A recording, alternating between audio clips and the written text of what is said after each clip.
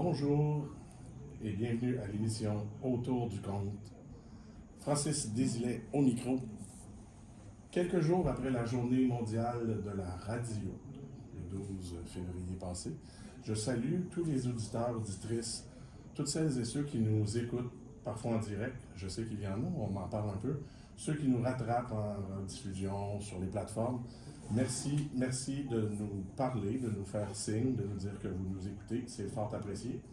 On fait ça un peu aussi pour se faire entendre des gens et on m'en parle de plus en plus. Alors, je tenais à vous remercier et à souligner un peu à ma façon, avec quelques petits mots, la journée mondiale de la radio. Aujourd'hui, je reçois une conteuse, une autrice, une comédienne, une humoriste. Ben oui. Une animatrice. Oui. Une productrice de spectacle. Oui. Quelqu'un qui touche au domaine des arts et qui le fait de multiples façons. Et fort bien. Bienvenue, Claire Jean. Allô, Francis. Très content de te recevoir ici à cette émission. Oui. Et au Dimanche du Compte ce soir, on va en reparler tout à l'heure. Tu as, comme on vient de le décrire, revêtu plusieurs manteaux, porté plusieurs chapeaux. Ça commence comment, ta carrière d'artiste? Est-ce que tu savais déjà depuis ton jeune âge que tu montrais sur les planches? Oui, je te dirais que oui. Je faisais, comme bien des enfants, des spectacles pour les parents, pour le monde, mais ça a été très rapide. Dès le secondaire, j'ai commencé à écrire des textes. Moi, ce que je voulais, en fait, c'était être une comédienne comique. Fait que j'ai étudié en théâtre. Je me suis en allée à Saint-Hyacinthe, je suis partie de Québec. Je me suis en allée à Saint-Hyacinthe, j'ai fait mes 3 ans. Puis là, je voulais écrire. Tu as fait les 3 ans? J'ai fait les 3 ans. Moi, j'ai été diplômée. Et puis, je suis arrivée à Montréal. Puis là, je voulais faire ma comique. Puis moi, je suis arrivée au moment où il y avait les lundis des AA. Oh, quand même! Ouais. Puis c'était 80... Ouais, je suis arrivée à Montréal en 84. Ouais. C'était comme la dernière année, mais moi, je ne le savais pas. Fait que j'ai préparé une audition, un texte que j'avais écrit, un monologue comique. Je me suis présentée à l'audition et j'ai été sélectionnée pour faire partie de l'équipe qui suivait les lundis des AA. C'était les lundis juste pour rire, si je ne me trompe pas. Ça commençait là. Oui, ça commençait là. Et le monologue en question, est-ce que c'était la mariée ou c'était Non, c'était un autre avant qui s'appelait Miss Camping. Et puis, je te dirais que à ce moment-là, moi, j'arrivais à Montréal, puis j'avais envie de travailler avec quelqu'un qui m'aide dans ce texte-là. C'est la première fois que j'écrivais un vrai texte comique. Puis, je ne savais pas qui appeler. J'ai dit, bon, je ne connais pas les humoristes, je connais. Fait que j'ai dit, moi, il y en a un que j'aime beaucoup, c'est Jean-Guy Moreau. Fait que j'ai pris le bottin de l'Union des artistes que j'ai emprunté à quelqu'un. J'ai appelé Jean-Guy Moreau, que je ne connaissais pas, lui non plus. J'ai expliqué ce que je voulais faire, il dit certain. Fait qu'il m'a coaché. Tu peux-tu dire qu'il y avait du front quand même? Oui. Moi, je me disais, mais le pire qu'il va me dire, c'est non. Alors, ben là, j'ai commencé, j'ai fait partie de l'équipe. Puis, quelques années plus tard, si je me souviens bien, 2 ans plus tard, là, j'ai pondu le texte de la mariée. Et puis ça, ben, ça m'a comme donné des ailes. Ça fait que, ben, je me suis mis à faire de l'humour. Pas juste avec ce monologue-là, avec d'autres, après ça que j'ai écrit. Puis là, j'ai fait des tournées. Juste pour rire, lauréate à Juste pour rire, c'était un prix... Oui, en 88. Mais c'était un prix Révélation en ce temps-là? Oui, c'était comme... il y en avait 2, fait qu'il y avait moi et Pierre Brassard, à l'époque quand même. Fait qu'après ça, ben, ça a été... J'ai fait beaucoup de spectacles, évidemment. J'avais 1 heure de show. Fait que des fois, j'étais jumelée à une autre personne. Des fois, je faisais la première partie de Pierre Verville, par exemple, puis après ça, lui faisait son spectacle. Fait que des fois, c'était moins long qu'1 heure. Des fois, je faisais 45 minutes, ça dépendait. Une couple d'apparitions télé dans les émissions Oui, à l'époque. Et ça faisait évidemment que ça amenait beaucoup de monde dans la salle. On sait que c'est encore comme ça aujourd'hui. Quand tu fais des apparitions en télé, ça remplit tes salles après. Il n'y a pas beaucoup d'humoristes qui font juste des spectacles d'humour, hein? Je sais pas. Ben, ils font de la radio, ils font de la télé, ils font de la chronique. Il faut que tu sois vu polyvalent pour que tes salles se remplissent. Oui, c'est ça, exactement. Puis ben après, c'est ça. J'ai fait ça une dizaine d'années. Puis à un moment donné, j'avais l'impression que j'avais comme plus rien à dire dans le milieu de l'humour. Tu sais, j'avais plus de texte qui venait. Fait que j'ai arrêté. J'ai dit, je vais prendre un break. Puis finalement, le break a été beaucoup plus long que prévu. Puis c'était correct aussi. Fait que j'ai cherché qu'est-ce que j'aimerais faire. Fait que j'ai eu une espèce de grand moment où j'y vivais à la campagne. J'étais bien. Je faisais mes petites affaires. Et je faisais plus... Ouais, c'est ça. J'étais plus vraiment humoriste, là. Je faisais plus de spectacle, mais de temps en temps, je faisais de la radio à Sherbrooke, des petites chroniques, des petits trucs comme ça. Puis à un moment donné, tu connais Sylvie Proulx, la conteuse? Je connais bien Sylvie. Oui. Là, j'ai eu un moment où j'ai enseigné, j'ai travaillé dans le domaine de la santé. Pour moi, c'était comme fini les arts de la scène. Disons que j'ai fait mon truc pendant 10 ans. C'est correct, 10-12 ans, puis c'est correct. On est autour de quelle année, là? Là, on est dans les années Eh boy, j'ai fait ça attends un petit peu, dans J'avais les années été 80. J'ai arrêté, 95 à peu près? ouais, à peu près. J'ai arrêté à peu près en 95. Puis là, j'ai étudié dans le domaine de la santé, j'ai enseigné ça. Puis à un moment donné, ma chum Sylvie Proulx, que tu connais sans doute, la conteuse, Ouais. elle faisait du compte. Moi, je trouvais ça admirable. J'en revenais pas. Fait que, avec une de mes copines qui était,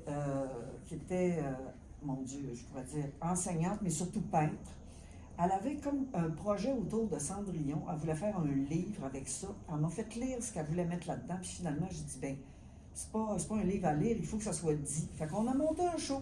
Et c'est là que Sylvie m'a dit, pourquoi tu viens pas voir ce qui se passe à Sherbrooke au festival Les Jours sont comptés? C'était déjà commencé, ça, là, dans ce Ouais, moment. ça, oui. Là, on était rendu en 2014. C'est ça, parce que c'est pour ça que j'ai demandé quelle année, parce que la Maison des Arts de la Parole, le festival, c'est autour de fin 90, début 2000. Ça a quand même presque 35 ans maintenant, le festival Les Jours sont comptés. Fait que calcule ça. Moi, Ouais, je c'est peux ça. pas dans le calcul les chiffres, c'est pas bon. On arrive autour de 95, Fait que c'est ça. Fait que finalement, 90. je suis allée voir des shows, puis là, j'ai fait, hey, j'aime ça. Fait que là, j'ai suivi une formation d'initiation au conte à Sherbrooke. Avec Petronella, Ben oui, Petronella, la Voilà. marraine en Estrie. Puis à partir de là, je continue à enseigner, mais là, je faisais du compte. C'est comme revenu. Tu sais, ce que je pensais qui était fini, hop, ça. De monter sur scène, entre autres, Ouais, mais d'une autre façon. oui. Fait que là, j'ai fait, OK, go, je plonge là-dedans. Puis j'ai arrêté d'enseigner une année. J'ai choisi d'arrêter d'enseigner pour faire du compte à temps plein, pour m'impliquer dans les productions Musée Chimère, qui est un projet de Christine Bolduc. Elle voulait partir d'une compagnie de production, de création. Elle m'a contacté, on s'était croisés quelquefois. Oui, fait que là, avec Jessica Paradis, on a monté ça. Puis ben là, ça roule. Je veux dire, on a la compagnie, on fait des spectacles, des fois les trois ensemble, des fois je fais des spectacles en solo, des fois je suis en duo, ça dépend des collectifs. C'est ce que j'ai vu sur votre site, vous proposez déjà 6 spectacles qui sont Oui, rodés, montés, qui sont disponibles. oui, Parfois avec Jessica, parfois les deux autres ensemble, parfois Oui. vous 3 même. Oui. Femme de Rivière. Femme de Rivière, c'est Oui. les 3 ensemble. oui, qu'on a fait ici au Festival interculturel Oui. cette année, en 2025. Oui, c'est-à-dire. j'avais discuté de ça avec Stéphanie, la micro, Oui, entre autres. Oui. Donc c'est ça, c'est 3 femmes qui ont décidé, d'horizons différents aussi. Hein? oui, de générations différentes, 3 d'horizons différents. générations Oui, bon, tu sais, Jessica est musicienne, est compositrice, chanteuses de jazz. chanteuse, pédagogue, elle écrit ses propres musiques et ses propres chants. Christine, ben tu sais, chanteuse, Ouais. conteuse, poète, autrice, et puis moi, avec tout ce que tu as nommé tantôt, Ouais. je ne suis jamais capable de m'en rappeler, en tout cas. Ben, moi aussi, c'est pour ça que je suis dans des notes et je C'est le ça. fais évidemment. Donc c'est ça, et puis on a monté ça, on a monté des spectacles ensemble, on a une programmation pour les tout petits qui s'appelle Les Avaleurs d'étoiles, spectacle petite forme, pluridisciplinaire, qu'on fait à Sherbrooke, à Quaticook, à Waterville. Donc on est à la fois productrice, mais on crée aussi des spectacles. Et avec nos spectacles, on a la chance de se promener, tu sais. On est venu à Montréal, on est à Sherbrooke, on est allé en Martinique, on est allé en France, on est allé au Bénin à 2 reprises. Faire des spectacles là-bas, participer à des festivals, on est invité, fait que, tu sais, ça va bien. C'est une belle formule, ça. Les Français font beaucoup ça, hein?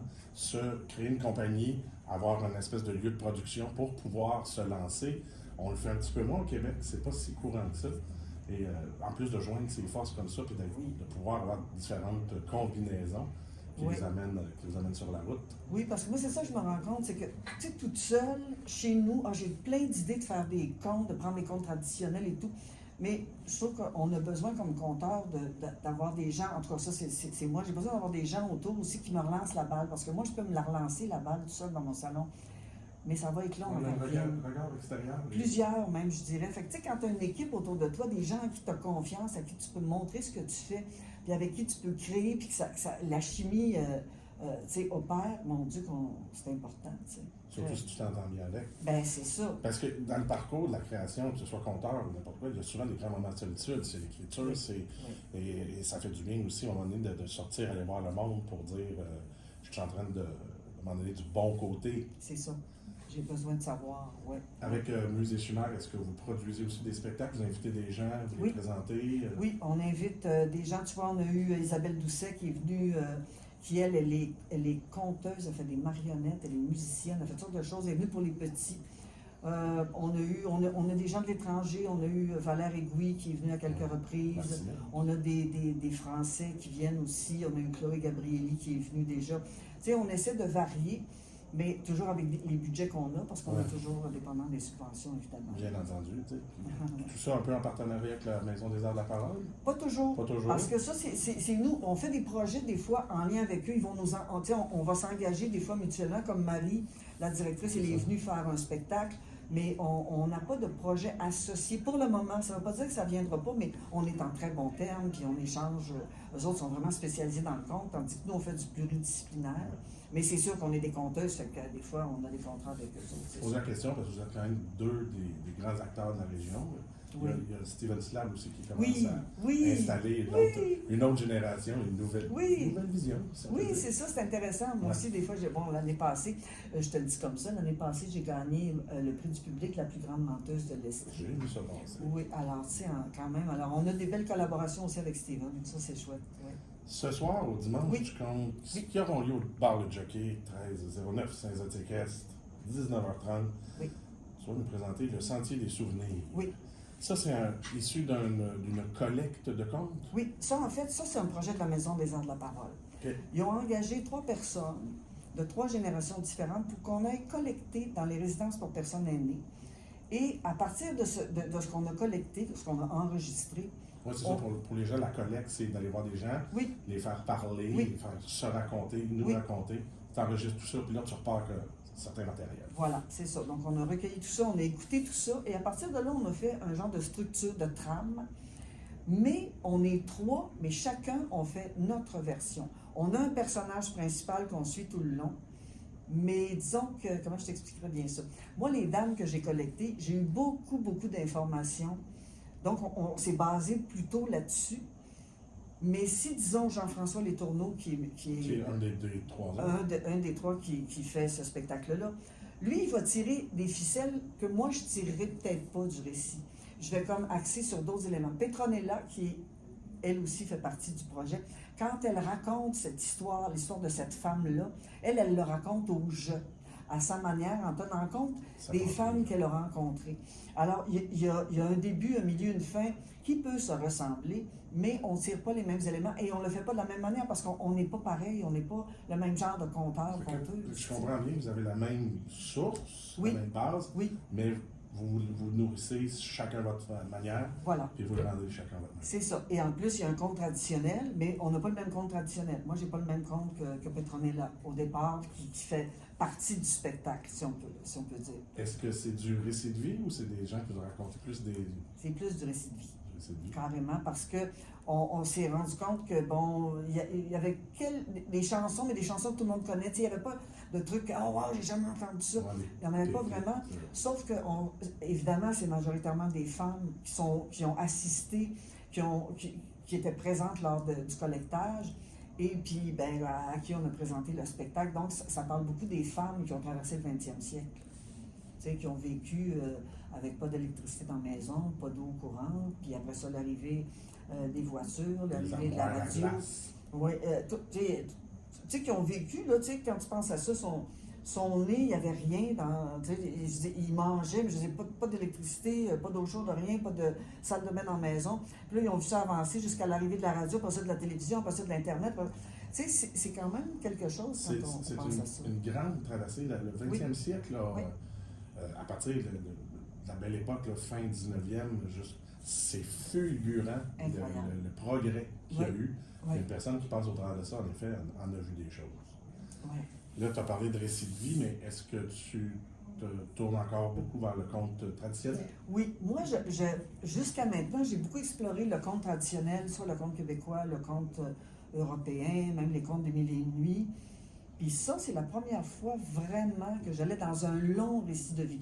J'ai fait quelques petits contes comme ça que j'ai construit, tu sais, des 5 minutes, des 10 minutes.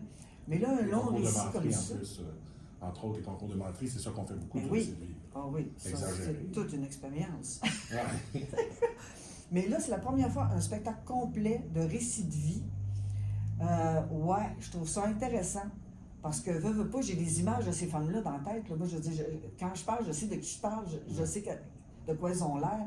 Fait que ça nourrit autrement, je dirais. Le conte traditionnel nourrit quelque chose d'autre, va chercher vraiment dans les archétypes plus profonds des histoires anciennes de l'humanité, tandis que le récit de vie, il y a quelque chose à la fois très actuel, puis très ancien aussi. Fait que c'est comme s'il y a quelque chose... Deux époques qui se parlent. Oui, des époques qui se parlent, et c'est très riche, ça, je trouve. Vraiment. Magnifique. On a bien hâte d'entendre ça ce soir. Oui. Restez jusqu'à la fin de l'émission. Je vous donne un mot pour avoir des billets gratuits. Puis, c'est ça, le conte traditionnel revient aussi par la bande, ou tu as d'autres projets qui se tournent vers ça, ou tu en un à la fois, puis on verra plus tard? Ben écoute, le Sentier des souvenirs, il va rouler. Là, je l'ai fait à Québec, je le fais ce soir, je vais le faire à Gatineau aussi. C'est un spectacle qu'on veut, qui va continuer de rouler, de vivre par lui-même, parce que c'est important quand même de transmettre tout ça aux gens, aux jeunes d'aujourd'hui, si je pourrais dire. Mais bon, il y a aussi les spectacles avec Sylvie Proulx, comme à la prunelle de nos yeux, qui s'en vient. Ça, c'est un spectacle qu'on a créé il y a déjà plusieurs années sur le rapport entre l'humain et l'animal. Puis nous autres, on est folles des animaux. Fait qu'on fait du conte, on fait des poèmes, on est un peu déjanté par moments, puis des moments, on est dans le conte traditionnel. Fait que c'est un spectacle où il y a un peu de tout. Il y a même des trucs que moi, j'ai écrits là-dedans à travers tout ça. Et ça va être le fun de faire ça au Bonne Mars. On a bien hâte de faire ça. Mais on en reparle plus en détail si on a temps. Pour l'instant, on s'est arrêté pour une chanson. Oui. Tu nous as proposé d'écouter Bing Bing des trois accords. Je l'avais jamais entendu. Hey. Quel verre d'oreille ce refrain. Hey. Bing Bing. Bing Bing Bing Bing Bing. C'est incroyable. Tellement une accroche. Ce refrain. J'adore ça. J'adore cette tourne absurde en même temps. Tellement swing, tellement quand tu files pas, tu mets ça. Je l'adore. Et c'est ce qui, Claire, va introduire une histoire que tu vas nous raconter. Ouais, écoute, faut que je te dise que ça s'est passé il y a très longtemps. Puis c'était à l'époque, il y avait on va dire un être, parce qu'on ne sait pas vraiment si c'était homme, animal, il vivait en dessous de la terre. Et il y avait un palais, il y avait des richesses incroyables, il y avait des serviteurs, mais il s'ennuyait. Fait qu'à un moment donné, il est monté sur terre pour voir de quoi ça avait l'air, voir si ça le désennuierait. Fait qu'il a regardé les couchers de soleil. Ouais. Il a regardé des paysages, des oiseaux, de toutes les couleurs. Ouais. Il s'ennuyait. Puis à un moment donné, il a vu une femme de dos qui était en train de prendre de l'eau à la rivière. Voyons. Elle trouvait pas mal belle de dos. Elle s'est retournée et là, oh là là, tellement belle, son cœur s'est mis à battre fort. Puis elle avait entendu parler de cet être étrange-là, parce qu'au Québec, on l'appelait le yaourt. Fait qu'elle l'a regardé, lui s'est approché, puis il était pris d'un élan, il est allé vers elle, il dit « Marie-moi, je vais t'amener dans mon palais, tu manqueras jamais de rien. » Elle a fait « Toi, t'es le yaourt, c'est toi, hein? » Ben non, je te marierai pas. Il a essayé une autre façon de faire pour essayer de la séduire. Elle disait tout le temps non, les deux mains sur les hanches. Fait que quand il a vu ça, il s'est dit, ben, je vais l'enlever. Mais là, il a fait, non, plus sournois que ça. Il a étendu la main, il a regardé la femme, il a pris toute la beauté de la femme, il a mis ça dans sa main, il a fermé sa main, puis il est retourné dans son palais. Puis là, quand il est arrivé dans son palais, il était tout fier, il a ri tout seul, il a ouvert sa main, puis toute la beauté de la femme s'est en allée partout sur les murs du palais, il y en avait partout. Ah, là, il a respiré, il était bien. Puis les années ont passé. Il a recommencé à s'ennuyer. C'était bien beau, puis il s'ennuyait pareil. Il a pensé à elle, il s'est demandé ce qu'elle était devenue. Fait qu'il est remonté sur terre. Ben, évidemment, quand tous les gens le voyaient se cacher ou il criait, il savait que c'était le yacht. Fait qu'il a retrouvé le chemin, puis là, il a vu une petite maison, puis les gens disaient « Oui, reste là », puis il partait en courant. Fait que là, il s'est approché de la maison, dans le bois. Les carreaux qui étaient cassés. Il a regardé par la fenêtre. Là, il a vu une femme. Bien ordinaire. Vraiment, bien ordinaire. Il a juste reconnu ses yeux. Elle était en train de brasser de la soupe, puis à table, il y avait un homme. Bien ordinaire. Bien ordinaire. Puis là, elle a amené un bol de soupe à l'homme. Puis là, l'homme et la femme se sont regardés. Mais c'était tellement fort, l'amour qu'il y avait entre les deux, que le yarb, il est devenu aveugle. Puis là, il s'est mis à courir partout pour chercher le chemin pour retourner dans son palais. Il ne l'a jamais trouvé. C'est depuis ce temps-là qu'on dit que le yarb, il court partout sur Terre. Tadam! Le yarb, encore, lui. Encore lui. Toujours Francis. présent. Hey, j'avais jamais entendu cette histoire. Oui, c'est beau, hein? C'est très beau. C'est très beau. Mais quand même, il a volé la beauté de la femme. Oui, mais tu vois, malgré tout, elle a été capable de faire sa vie, puis elle a aimé, puis elle a été aimée. C'est merveilleux, ça. Ce qui est magnifique en plus dans nos histoires contes traditionnelles du Québec, comme ça, le diable se fait avoir Oui, presque tout le temps. c'est ça qui est merveilleux. C'est pas lui qui gagne. Non. Alors que dans la vraie vie, je trouve qu'il gagne pas mal plus, Ouais, hein, c'est pas. si jamais il existe. C'est ça. Alors, on va te retrouver ce soir, bien sûr, comme je le disais, au Dimanche du Conte, mais il y a Oui. quelques actualités aussi qui s'en viennent Oui. pour toi et pour les productions de Musée Chimère. Oui. Pour les productions, veux-tu que je t'en parle un petit peu? Ben, parlons-en, on a du temps. Pour les productions Musée Chimère, on a, comme je te disais tantôt, une programmation pour les petits qui s'appelle Les Avaleurs d'étoiles. Puis on fait venir différents artistes. Et là, en primeur, on va avoir le groupe Bon Débarras.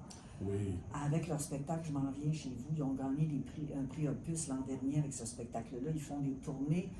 Ils arrivent d'Écosse, ils ont participé à un gros festival celtique. Là, ils sont en studio pour enregistrer leur 2e, 3e, 4e, 5e album. Je ne sais plus. Ça fait un bout que ça fait un bout que ça a changé de formule, mais c'est ça. ça fait quand même un bon bout de ça va le bon débat. Et donc, on les reçoit au Parvis à Sherbrooke le 28 février à 15h et le 1er mars au Pavillon des Arts et de la Culture de Quaticook à 15h aussi. On a bien hâte de faire profiter la population de Sherbrooke parce que c'est un spectacle, je ne sais pas si tu as entendu parler de ce spectacle-là, mais... J'en ai vu des images, Bon, c'est ça. c'est très coloré, ils sont aussi très... Oui, puis c'est participatif, donc on démystifie la gigue, la podorythmie, les chansons traditionnelles, puis c'est pour la famille, donc à partir de 6 ans et plus. Ça va vraiment être un bel événement pour la relâche.